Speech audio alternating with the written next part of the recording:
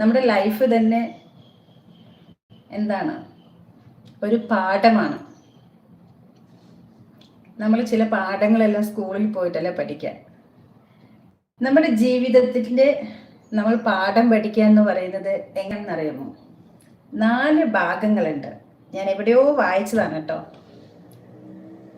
ഞാനും പറഞ്ഞു വരാം. ഓക്കെ, 4 ഭാഗങ്ങളാണ് നമ്മുടെ ജീവിതത്തിൽ. നമ്മൾ 4 ഭാഗങ്ങളായിട്ടാണ് നമ്മൾ എന്ത് ചെയ്യുന്നത്, നമ്മുടെ ജീവിതം പഠിക്കുന്നത്.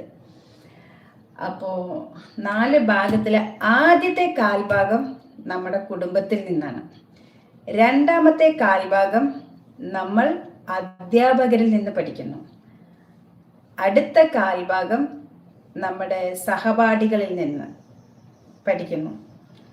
ഇനിയൊരു കാൽഭാഗം നമ്മൾ സമൂഹത്തിൽ നിന്ന് പഠിക്കുന്നു. അങ്ങനെയാണ് നമ്മൾ ജീവിതത്തിൻ്റെ പാഠം പഠിക്കുന്നത്.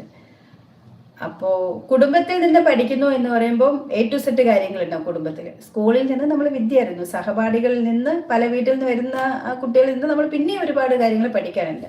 അതെല്ലാം കഴിഞ്ഞ് നമ്മൾ സമൂഹത്തിൽ ഇറങ്ങി കഴിയുമ്പോൾ